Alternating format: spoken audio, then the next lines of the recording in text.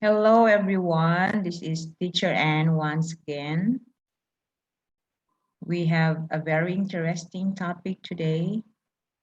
But before we move on to our lesson, let's have a review. We already finished on the levels of ecological organization. Okay, what are the levels? Okay, let's start from the smallest. First one is organism, and the group of organism that is, we call it population, and the group of population that is, we call it community, and this community living in a certain place, that is what we call the ecosystem.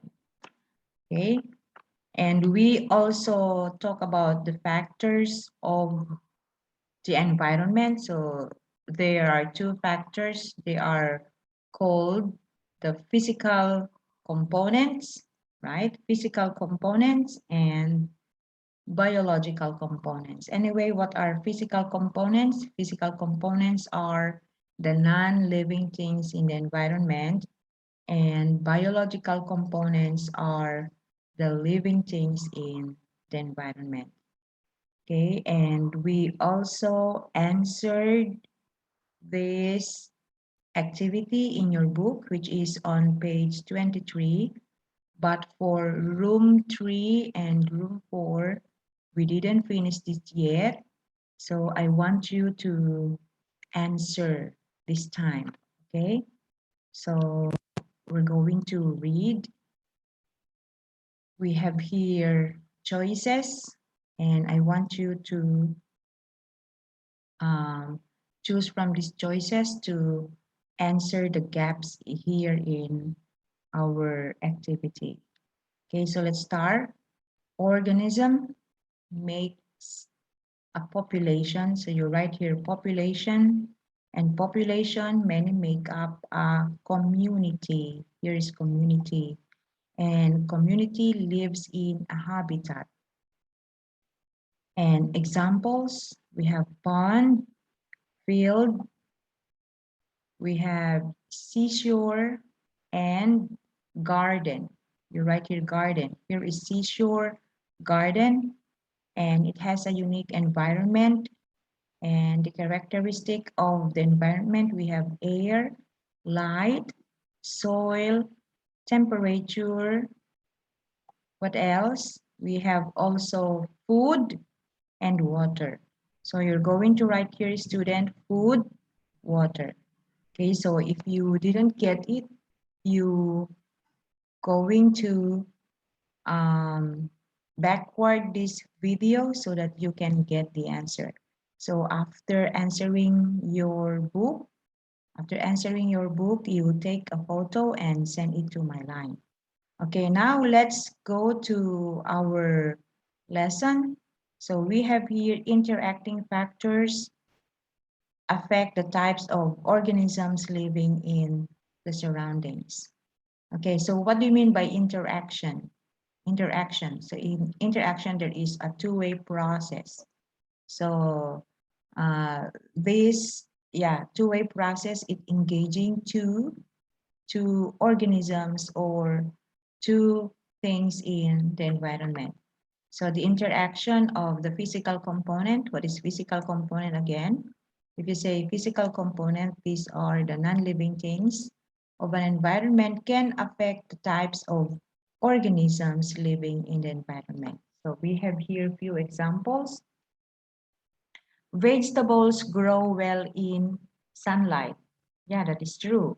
Without sunlight, our vegetable, they cannot grow well because they cannot make their food. And vegetables needs a lot of water, and they do not grow in well, they do not grow well in sandy soil. Yeah, so vegetables, they grow well in garden soil, right? And next is we have the palm trees. Or for example, we have here the coconut, and coconut need less water. It doesn't need a lot of water for the coconut and can grow in sandy soils. Okay, however, students, the palm trees need more sunlight than vegetable. So what are the difference? What are the difference of these two? So these two organisms, the vegetable and the palm trees, they have what? They have different adaptation in the environment. Okay, so for example, this cabbage, this vegetable, it grows well in, what's that? In garden soil, and it needs a lot of water.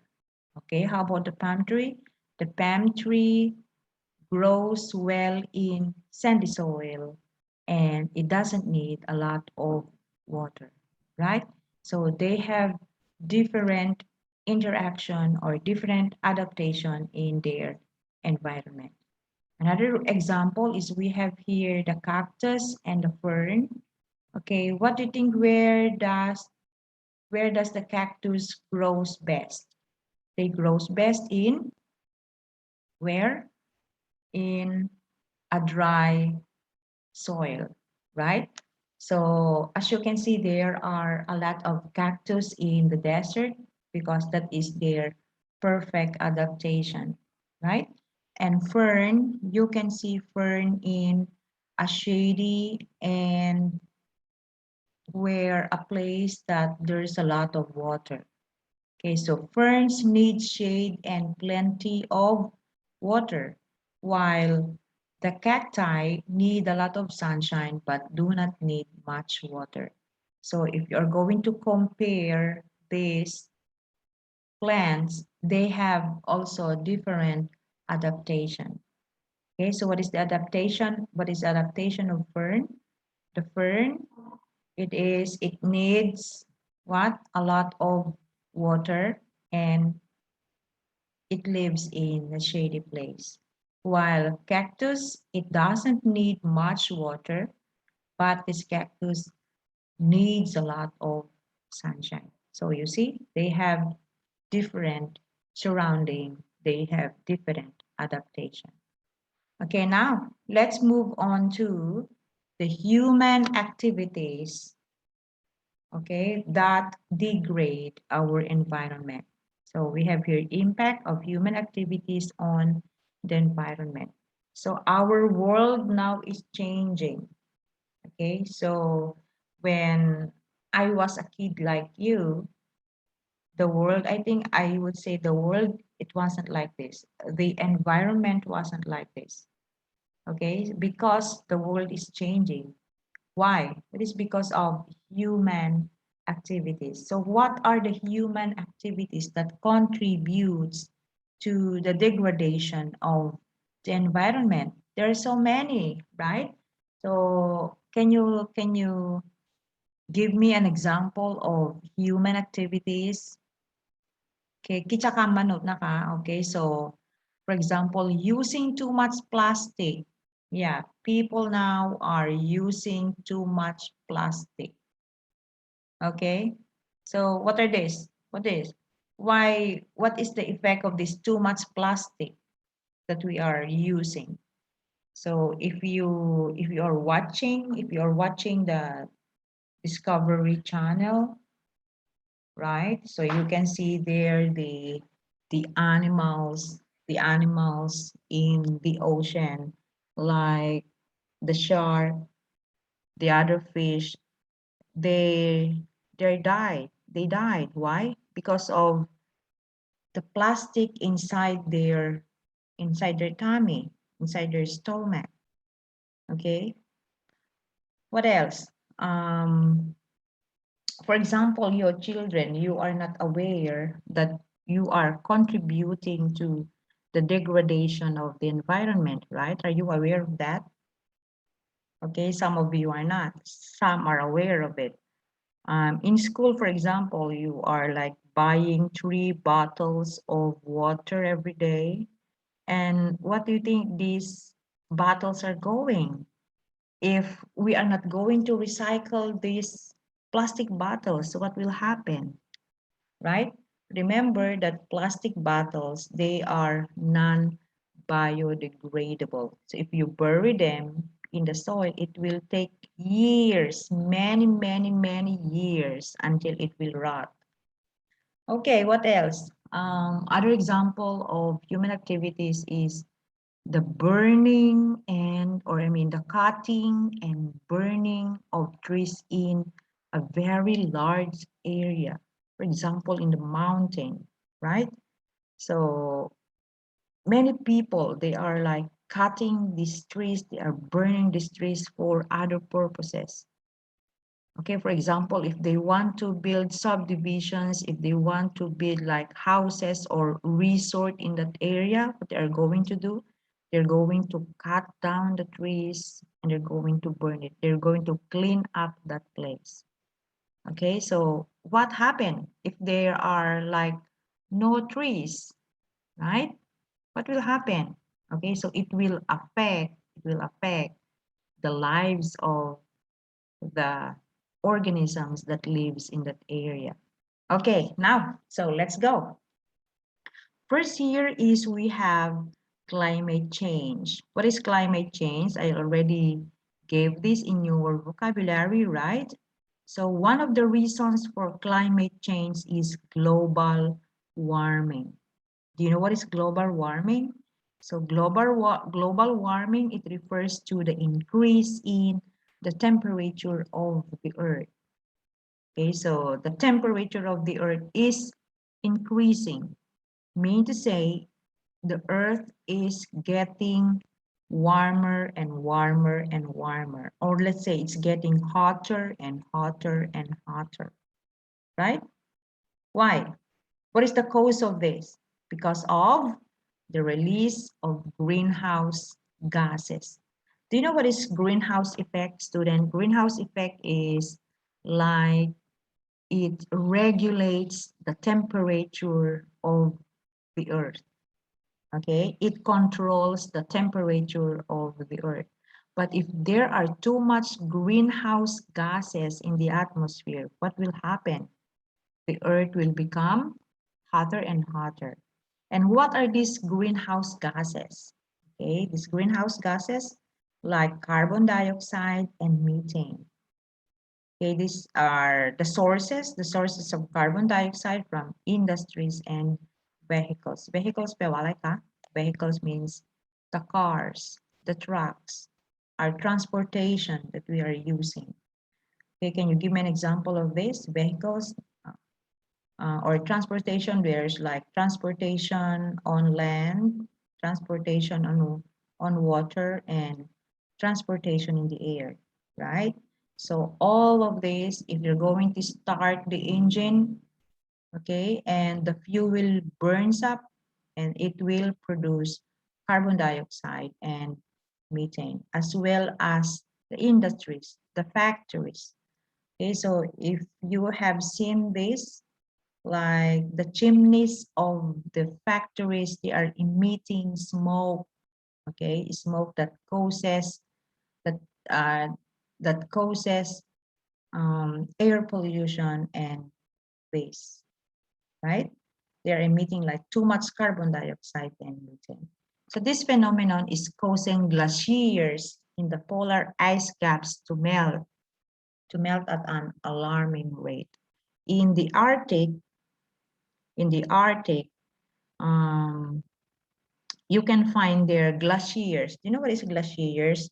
Glaciers, that is mountains of snow, right? They're like very, very big. Yes, that's mountain of snow. And so that's the polar. So what will happen if these ice caps will melt? What will happen? It will result into the increase of the sea level. So the sea level rise up that causes flooding. Flood. Pero ka? Namtuan. Okay?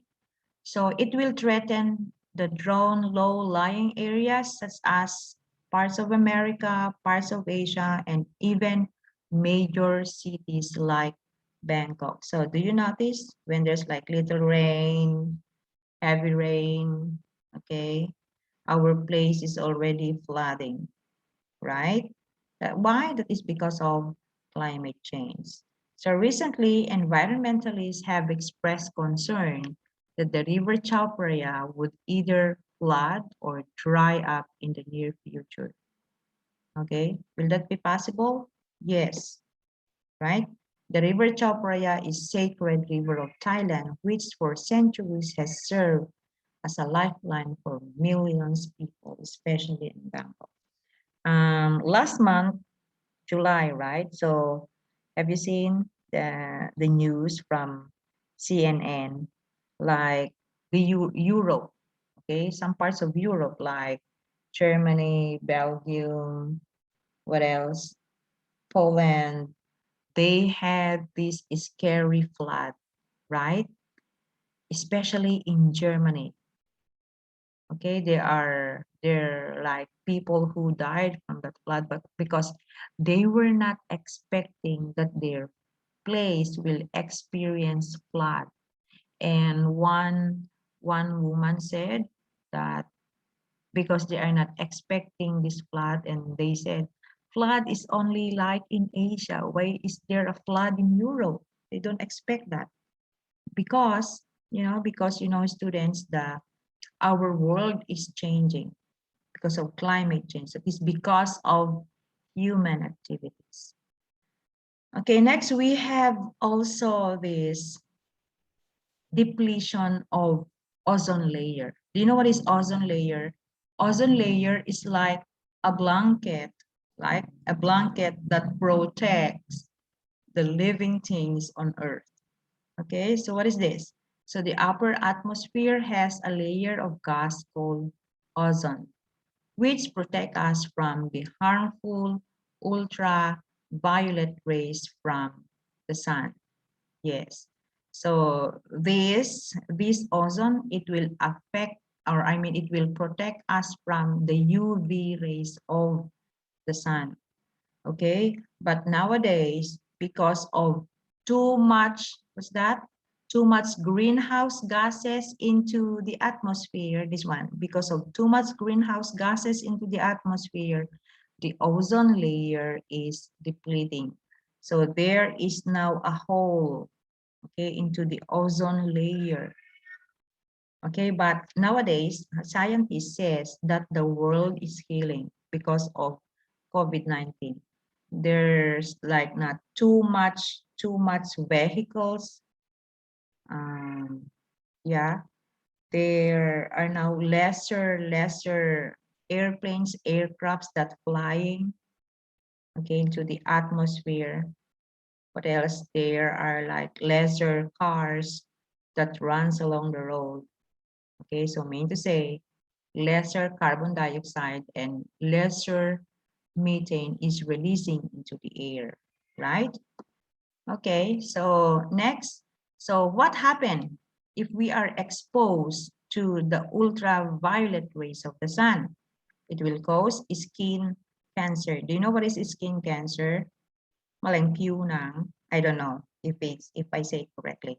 Skin cancer and cataract. Cataract, this is like a disease of the eye. Okay, so there is like this flesh that covers the iris of the eye, and that will it affect your yeah, your eyes. So if the iris is covered, so you cannot see anymore. So that flesh that covers your eyes should be removed. Okay, and then the ozone layer filters out these rays from the sunlight as it enters the earth atmosphere. Okay, so that is for ozone layer. So what else? What are other contributors? Okay, what are the contributors that causes the depletion of the ozone layer? Okay, so there is human-made chemicals called chlorofluorocarbons, or that is CFCs. Okay, so what are these man-made chemicals? Okay, example, we have here aerosols, Okay, what is it? Aerosols, our sprays. Okay, aerosols like air freshener we are using inside the house, right? What else? The refrigerator coolant, a refrigerator coolant. What else? The chemicals that is used in the air conditioner that make it cold. Okay, so those are aerosols. I mean, yeah, CFCs. Can you give me an example of these aerosols, student? Aerosols like muriatic, this liquid that we are using to use in the in cleaning. I mean, in cleaning the toilet. Okay, aerosol, um, air fresheners. Okay, so those are few examples of aerosols. Okay, so the scientists said that if we are going to use our air conditioner, it should be not lower than 25 degrees Celsius. So our air conditioner should be set like 25 degrees Celsius, 26 degrees Celsius. That is to maximize the releasing of CFCs into the air. So CFCs are also produced by products of certain industrial process. As these chemicals are released, they rise up in the atmosphere and break down the ozone molecules that form the ozone layer. Okay, there is an ozone hole in the Antarctic stratosphere, which is causing great concern to environmentalists all over the world. Okay, next week we are going to study about air pollution. What else? Water pollution, noise pollution, and deforestation. What else? Extinction of species. So I will give you homework today. I want you to write 10 ways, okay? You're going to write 10, okay, 10 ways on how to conserve the environment. Okay, do you understand? You're going to write 10 ways on how to save, SAVE, on how to save our environment.